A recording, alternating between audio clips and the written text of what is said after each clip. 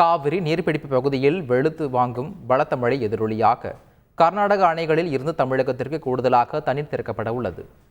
கபினி அணையில் இருந்து 61,200 கன அடியும், KRS அணையில் இருந்து 700 கன அடியும், நுகு அணையில் இருந்து 5,000 கன அடியும் என மொத்தம் 67,000 கன அடி தண்ணீர் காவிரி ஆற்றில் வெளியேற்றப்படுகிறது.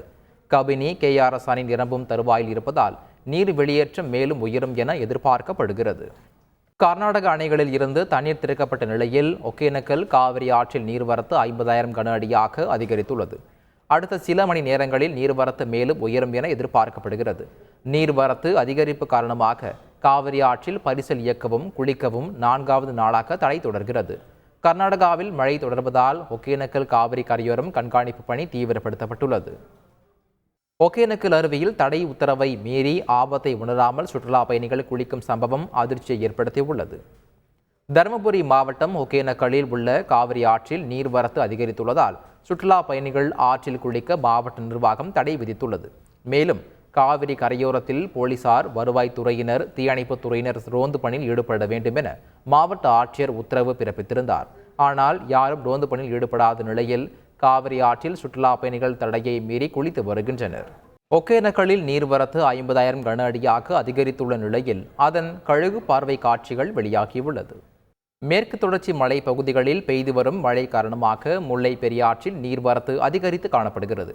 அணையில் இருந்து திறந்துவிடப்படும் நீரானது கூடலூர், கம்பம், உத்தமபாளையம், சின்னமனூர் வழியாக வைகை அணைக்கு செல்கிறது. இதனால் கரையோரம் இருக்கும் மக்கள் எச்சரிக்கையுடன் இருக்க வேண்டும் என ஒலிபெருக்கி மூலம் எச்சரிக்கை அறிவிக்கப்பட்டுள்ளது.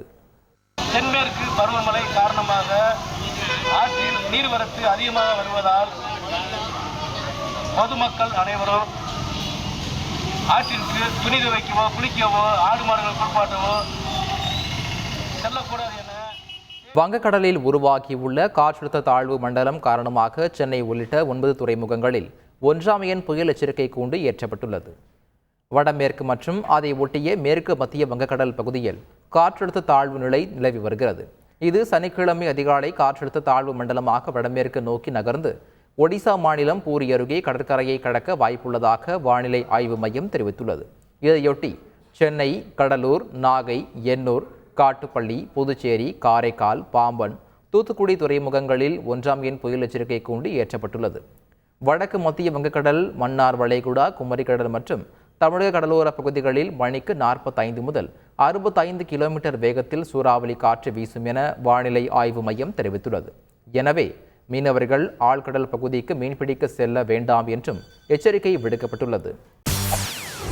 செய்திகளை உடனுக்குடன் தெரிந்து கொள்ள உடனே சப்ஸ்கிரைப் பண்ணுங்க.